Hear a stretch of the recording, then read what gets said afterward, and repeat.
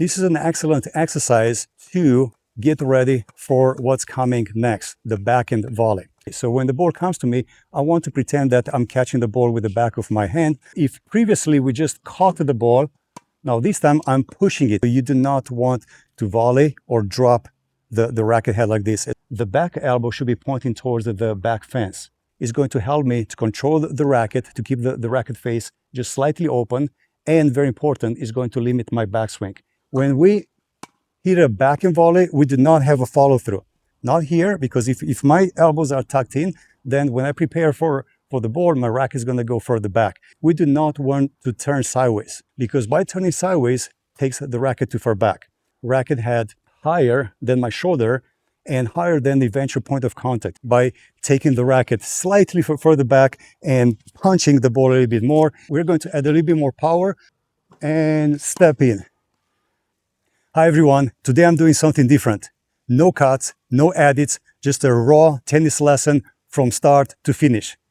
I'm going to show you how to learn or fix your backhand volley step by step using only a ball machine, tennis racket, and a bunch of balls. Ready? Let's get started. All right, so backhand volley is obviously a little bit harder than the forehand volley. In my 20 plus years of teaching tennis, I realized that beginning players, or in general people who want to learn the volley or improve it, they have a hard time punching or approaching the ball with the back of their hand. It's so much more natural to hit forehand volleys, but backhand volley is a little bit different. So because of that, I'm going to start with the very basics, the grip and how to strengthen the forearm in order to execute and control your racket at contact when hitting a backhand volley. Now, the grip I recommend is the hammer or continental. How do you do that one? Easy, by placing the palm of your dominant hand on the edge of your racket and slide it down until you get to the bottom of the racket. We're going to get back to it in a few minutes with a little bit more detail. But right now, I just want you to keep it simple. Hold the racket on the edge all the way at the bottom of the racket. And take a ball, and I would like you to practice this. Hold the racket so that the palm, the dominant palm, is facing down and the knuckles are up.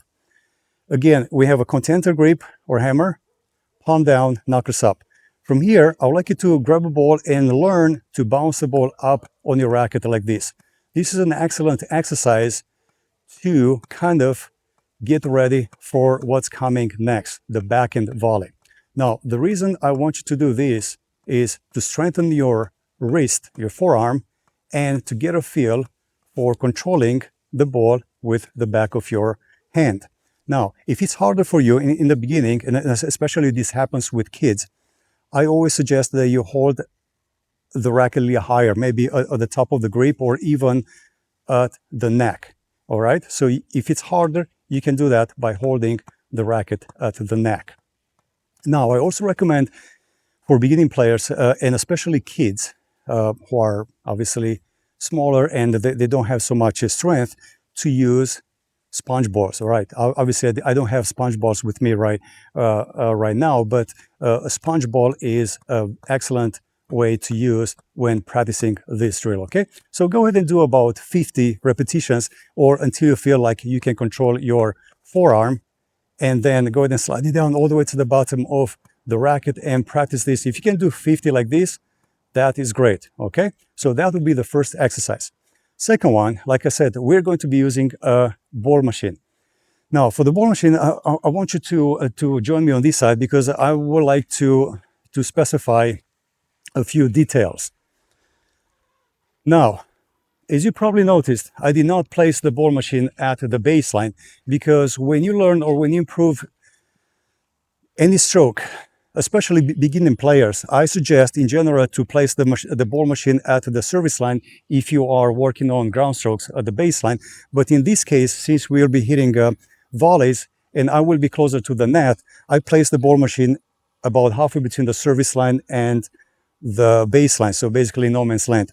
Now, the reason I place it closer to me is because it will also shoot the balls easier, I mean slower too.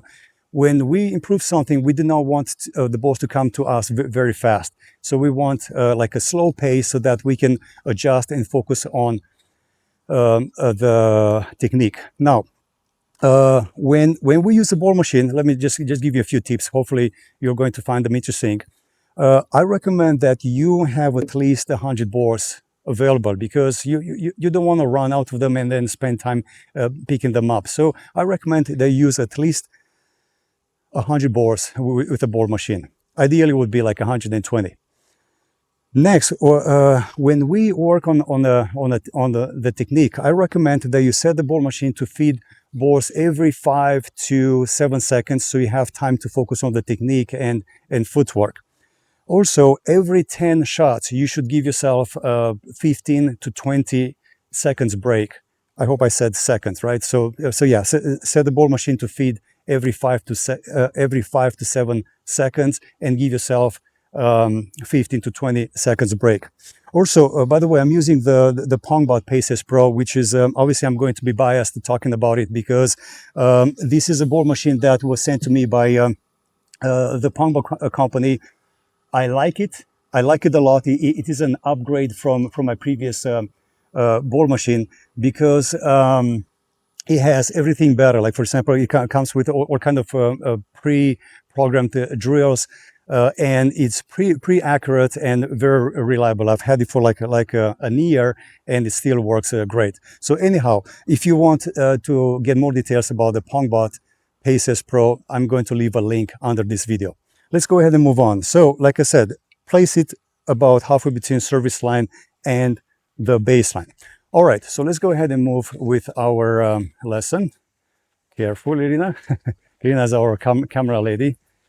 So, now, since we're using the ball machine, by the way, you can also have somebody to feed balls to you if it's easier or more convenient. The first drill, after we learn how to bounce the ball on the racket, first drill, by the way, I programmed these feedings. I programmed the machine to feed balls to me, to my backhand side, so I have it ready. All I have to do is press start. By the way, they have an app that everything is very easy to control, either via their remote or with the phone. Okay, so I'm not sure if you can see very well because of the sun, but okay, let's go ahead and start with the first drill. Now, for the backhand volley, it's very important that we understand how to catch the ball. All right, so the first drill, I would like you to hold the racket at the neck, and as the ball comes to me, I want to just catch the ball. By the way, for this first drill, don't worry about footwork, don't worry about anything else, just focus on catching the ball. So as the ball comes to me, I want to catch it on the strings. As you noticed, I have the knuckles pointing in the same direction with the racket face. So when the ball comes to me, I want to pretend that I'm catching the ball with the back of my hand. Obviously, I'm going to be using the strings. All right, so let's go ahead and set the first drill. As the ball comes to me, I'm just practice catching the ball. All right, so I'm going to go ahead and press start. It's going to take about 7 seconds until the first ball comes. So first drill, just catch the ball on the strings. Don't worry about footwork or anything. Just open the racket face slightly and just let the ball bump off your racket. So learn how to control the racket. As you notice, the racket face is slightly open so that when the ball bounces, kind of goes up a little bit. All right, so just practice and feel the ball as you catch it. By the way, do not squeeze the racket. Just keep a loose grip, just loose enough so that you do not drop the racket. But other than that, just relax and catch the ball. Don't worry if it doesn't go over the net. Just catch the ball and feel that contact. All right, so this is going to be the first drill, to catch the ball on your racket. I'm going to have one more.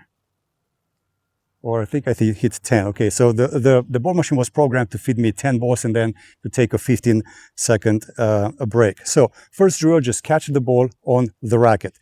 with the knuckles pointing forward. Second drill, I would like you to slide the hand a little bit lower. So as you can see, my hand right now is at the top of the grip. Now this time, let me go ahead and put my phone in the pocket because I want to show you something. So this time, I want to add the non-dominant hand to this stroke. So again, I'm holding, choking, loose grip. By the way, I'm still using a hammer grip, all right? So my hand is at the edge of the racket, at the top of the grip.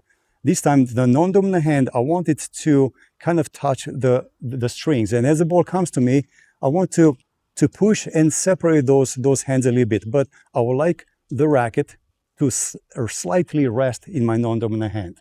All right, so let's go ahead and do that. Where I'm going to press play. So I'm controlling all this through the app. They have a wonderful app. So non-dominant hand on the strings. I'm choking up on the racket. Now this time I'm just going to push the ball a little bit. So if previously we just caught the ball, now this time I'm pushing it. And as I'm pushing it, I want to go a little bit from high to low. Okay, so if you notice, I'm going down a little bit and stop right after contact. Okay, so I'm coming from high to low, gentle push, high to low. Okay, so this is going to be your next drill in fixing or learning the backhand volley. Okay, so gentle push from high to low. Let's do one more. All right, so let's go ahead and stop it here. I think there's going to be one more coming until I get this app to stop. All right, so that was your second step. Third step, let me go ahead and place this one in my pocket. All right, so we started holding the racket at the neck. Next, it was the top of the grip. Now we're going to slide it all the way to the bottom of the grip, okay? By the way, don't go through these exercises as fast as I do. Take your time, only move on to the next one once you feel comfortable and you have a good control at contact. One thing I forgot to mention, by the way, this is a live, unedited lesson, so obviously I'm going to forget some of the things. If I do, I might come back at the end of the lesson to add them. But one thing I want to point out is that when you volley, okay, try to maintain a 90-degree angle between the forearm and the racket. All right, so you do not want to volley or drop the racket head like this. As much as possible, lock the wrist so that there's a 90-degree angle between the forearm and the racket. Okay, so locking the wrist means just lock the wrist, but you can still have a loose grip while your wrist is locked. Okay, so we want a loose grip, but lock the wrist so that the racket stays a 90-degree angle. Okay, by the way, even if I drop the racket from high to low, like I did earlier, you're going to notice that I'm locking the wrist at 90 degree. All right, so we do not want to let our wrist collapse. All right, next step, we are sliding the racket, sliding the hand all the way to the bottom of the racket. So we are using a continental or hammer grip.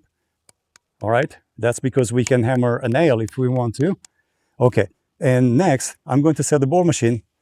I will get ready. Again, don't worry about the footwork. Right now, we're just focusing on what happens in the upper body, arm, and racket, okay?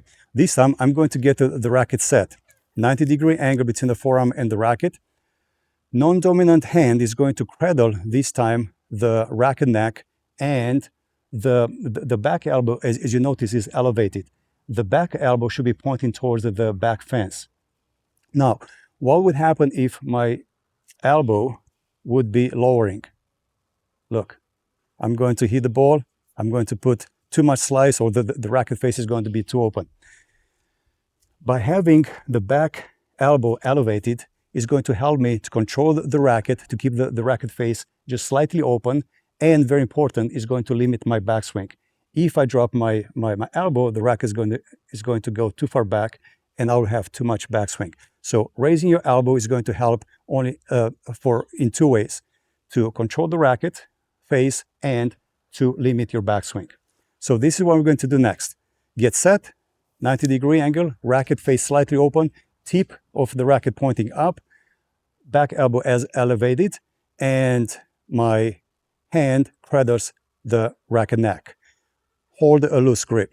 Let's go ahead and turn the machine on. All right, looks like it's on. All right, so from here, what we're gonna do, as the ball comes, I'm going to step in and push the ball just like we did earlier. We're going to punch the ball this time from high to low. And right after we make contact, we stop. We come to a stop, all right? So when we hit a backhand volley, we do not have a follow through. Everything is short backswing, and just a little punch from high to low. Right, now this high to low motion and the racket face slightly open will create a little bit of underspin or slice. The slice is great because that makes the ball stay low and will force our opponent to hit the ball up. Now again, so we are going from high to low. You notice that after I make contact, I come to a stop. So it's a little punch, just punch high to low. You notice that I start with the racket high and I end up a little bit lower. Okay, so I think I just got 10 balls. Let me go ahead and stop. Good. All right, so those were the main elements so far. We did not focus on the footwork. Next, we're going to add the footwork. For that one, Bianca, I mean, Irina, I would like you to go for the back. Make sure you see me all. Now, footwork. First of all, let's go ahead and talk about the ready position. When we are at the net, we want to have a lower stance because from here we want to be able to push off. And we want the racket head a little bit higher. Unlike baseline, where your racket is a little bit lower, when you're at the net, you want the racket to be a little bit higher. We want a hammer grip, all right? We want a hammer grip and 90-degree angle between the forearm and the racket.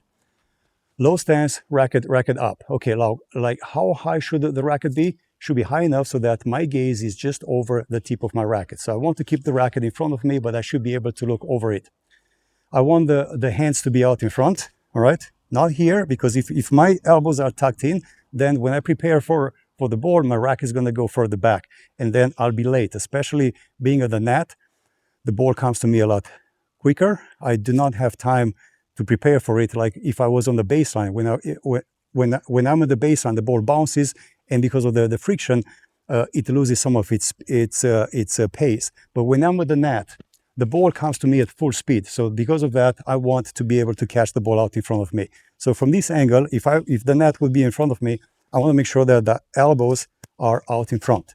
All right, so this is my ready position at the net. Now, first thing we're going to do, we're going to add a split step just to get our body in ready and in balance. Next, we'll do a step out, and as we step, we're going to turn slightly. Now, I want to point something out that I think is very important. When we turn to get ready, we do not want to turn sideways, okay? Because by turning sideways, takes the racket too far back. We want, when we prepare for the ball, to step out and turn slightly. I would say about 45 degree. My body is kind of facing the net post. All right, so one more time. Split step, step out, load the weight on the outside foot, back elbow elevated. You have the hammer grip, racket head higher than my shoulder and higher than the eventual point of contact. Remember that in the previous step, I showed you that when we make contact with the ball, the racket should be coming down. All right, so split, step out, turn slightly, racket up, and as the ball comes to me, I want to step into it with the inside or my dominant foot as I make contact from high to low. A contact, like I mentioned before, should be high to low and stop right after the ball leaves my racket. So I do not want a follow through.